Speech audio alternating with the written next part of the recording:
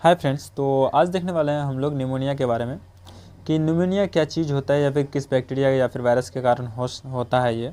ठीक, और इसका क्या सिम्टम होता है, क्या ट्रीटमेंट दिया जाता है या फिर डायग्नोज किस तरह से किया जाता है। तो टोटल इन्फॉर्मेशन देने वाला हूँ मैं इस वीडियो में। ठीक है, तो वीडियो को बिना स्किप करके देखिएगा। तो आइए बात करते हैं निमोनिया के बारे में।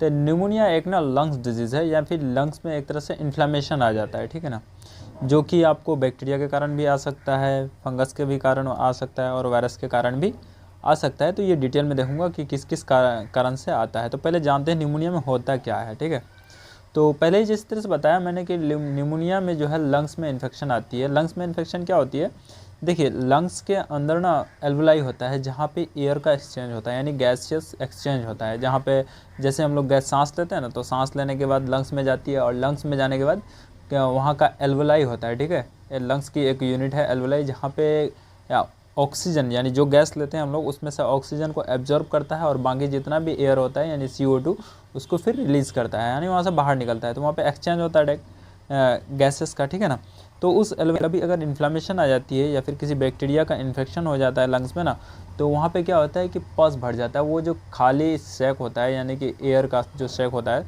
तो उसमें इन्फेक्शन के कारण क्या होता है, पस भर जाता है या फिर वहाँ पे एक तरह का म्यूकस भर जाता है। ठीक है ना, तो जैसे ही वो म्यूकस भर जाता है या फिर गैस, तो क्या होता है कि गैस का एक्सचेंज रुक जाता है, यानी गैस का एक्सचेंज नहीं हो पाता है। और जैसे गैस का एक्सचेंज नहीं हो पाता है तो उस कंडीशन में रिस्पायरेशन के लिए पेशेंट को बहुत डिफ़िकल्ट होती है, यानी तकलीफ़ होती है। मतलब सांस सही से ले नहीं पाता है या फिर दम फूल जाता है। तो इस तरह की कंडीशन आ जाता है जिसे हम लोग निमोनिया कहते हैं।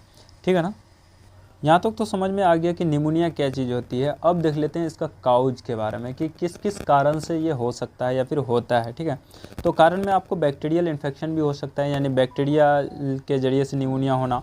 तो उसके बाद वायरल निमोनिया हो सकता है या फिर फंगल निमोनिया होता है। बैक्टीरिया में होता है आपका स्ट्रेप्टोकोकस निमोनिया, जो बैक्टीरिया होता है उसका अगर इन्फेक्शन हो जाता है लंग्स में ना, तो वहाँ पे निमोनिया काउज कर देता है। ठीक, उसके साथ साथ वायरस के जरिए जैसे फ्लू हो गया, कोरोना वायरस हुआ या फिर कॉमन कोल्ड का जो वायरस होता है, ठीक है ना, उनके ज़रिए से भी निमोनिया होता है। उसके साथ साथ फंगस जो होता है, फंगल का इन्फेक्शन के कारण भी निमोनिया हो जाता है। ठीक है ना, तो ये काउज है और इस तरह से कारण। देखिए इसका ट्रीटमेंट जो दिया जाता है तो उसका डायग्नोज के बेस पे, जैसे मैंने 3 बताया, वायरल और फंगल इन्फेक्शन, तो इसको पहले क्लियर करना पड़ता है कि ये इन्फेक्शन किसका है, तो उसके लिए हमें डायग्नोज करना पड़ता है। ठीक है, तो डायग्नोज में क्या क्या किया जा सकता है वो चीज़ डिटेल में देख लेते हैं। देखिए अगर डायग्नोज की अगर बात करें ना, तो यहाँ पे सबसे पहले चेस्ट एक्सरे करके देखना पड़ता है कि किस तरह का इन्फेक्शन है, उसके अकॉर्डिंग फिर निमोनिया बताया जाता है। अब उस निमोनिया को क्लियर करने के लिए कि किसके कारण है, बैक्टीरिया या वायरस है या फिर फंगस है, को क्लियर करने के लिए ब्लड कल्चर कराना पड़ता है। ठीक है ना, ब्लड कल्चर में वो चीज़ क्लियर हो जाता है कि किसका इन्फेक्शन है। ठीक है ना, बैक्टीरिया है या फिर वायरस है। ठीक, उसके साथ साथ स्पुटम कल्चर कराया जाता है, यानी कि स्पुटम जो होती है बलगम जिसको बोलते हैं, तो उसका चेकअप कराया जाता है। उससे भी पता चलता है कि बैक्टीरिया किस टाइप का बैक्टीरिया है या फिर कौन सी वायरस है, यानी जिस तरह का उसका कल्चर करके उसको कंफर्म किया जाता है कि किस तरह का इसमें एंटीबायोटिक या फिर एंटीवायरस जो डिजीज़ होता है उसके अगेंस्ट में जो एंटीवायरस वैक्सीन होती है उसको दिया जाता है। ठीक है ना, तो उसके साथ साथ CT स्कैन भी करके कभी कभी देखा जाता है। ठीक है ना, बहुत ज़्यादा इन्फेक्शन होने के कारण वहाँ भी मतलब क्लियरली कंफर्म कर दिया जाता है कि मतलब सच में इसका निमोनिया है या फिर कोई दूसरा शिकायत है। ठीक है ना, उसके बाद फ्लूइड का सैंपल लेकर के उसको भी टेस्ट कराया जाता है। तो ये सारी कुछ हैं डायग्नोसिस, जो इस डायग्नोस के बेस पे पेशेंट का ट्रीटमेंट दिया जाता है। तो ट्रीटमेंट से पहले हम लोग जान लेते हैं पहले सिम्टम कि किस तरह का लक्षण आता है निमोनिया में। ठीक, तो निमोनिया में ना सबसे पहला जो सिम्टम है ना, उसमें फ़ीवर बहुत हाई रहता है, बहुत ज़्यादा फीवर रहता है। उसके साथ साथ कफ़ हो सकता है, तो कफ़ में आपको ड्राई कफ़ भी हो सकता है या फिर वेट कफ़ भी हो सकता है, दोनों में से कोई भी कफ़ हो सकता है। ठीक, उसके साथ साथ चेस्ट में बहुत ज़्यादा पेन होगा। ऑब्वियसली ये बात लंग्स में, जैसे कि अगर फ्लूइड बढ़ जाए या फिर सांस में डिफ़िकल्टी हो तो उसके कारण पेन तो होगा चेस्ट में। ठीक है, तो ये भी सिम्टम आती है, देखा जाता है। उसके साथ साथ ब्रीथिंग में डिफ़िकल्टी आ जाएगी, सांस लेने में बहुत ज़्यादा प्रॉब्लम हो जाएगा या फिर सांस फूलने लगेगा। ठीक है, उसके साथ साथ SpO2 का लेवल जो होता है, SpO2 मतलब कि ऑक्सीजन का लेवल, वो घट जाता है बार बार। ठीक है ना, तो बहुत लेवल कम हो जाता है, तो इससे कंफर्म किया जाता है। या फिर इस तरह का लक्षण जैसे दिखे तो उसमें मतलब डायग्नोस करने की ज़रूरत पड़ता है कि शायद निमोनिया हो सकता है, कि ये क्योंकि ये कुछ सिम्टम्स हैं उनके। ठीक है, तो ये तो हो गया निमोनिया क्या चीज़ होती है वो चीज़ बताया मैंने, डायग्नोस किस तरह से किया जाता है वो चीज़ के बारे में बताया, उसके साथ साथ सिम्टम क्या होती है उसके साथ। अब आते हैं इसमें जो ट्रीटमेंट दिया जाता है ना, ट्रीटमेंट में देखिए पहले तो ब्लड कल्चर करने के बाद उसको पता किया जाता है कि ये बैक्टीरियल से इन्फेक्शन है या फिर वायरस का इन्फेक्शन है या फिर फंगल का इन्फेक्शन है। मान लेते हैं कोई बैक्टीरिया का, ज़्यादातर निमोनिया का केस में ना बैक्टीरिया का इन्फेक्शन होता है, ठीक है ना। तो बैक्टीरिया के इन्फेक्शन में उसके अगेंस्ट में एंटीबायोटिक मेडिसिन दिया जाता है।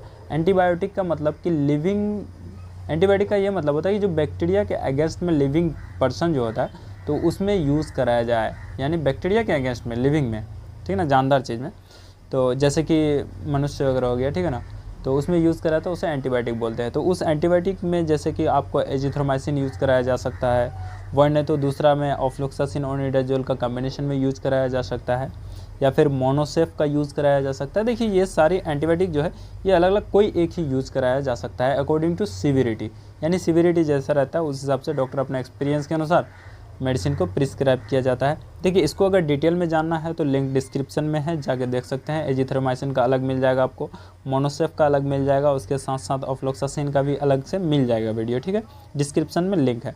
उसके साथ साथ इसका सिम्टमेटिक जो मेडिसिन चलता है, जैसे सिम्टम में फीवर बहुत ज़्यादा हो जाता है तो उसको एंटीपायरेटिक्स दिया जाता है, जैसे कि पैरासीटामोल हो गया, ताकि उसका फीवर को रिड्यूस करे और पेन को कम करे। उसके साथ साथ ये सारी जो एंटीबायोटिक चलता है तो इससे एसिड का सिक्रेशन बढ़ा देता है स्टमक में, तो एसिड का सिक्रेशन को कम करने के लिए एंटासिड जैसे कि प्रोटॉन पंप इनहिबिटर जैसे पेंटाकाइन DSR वगैरह दिया जा सकता है।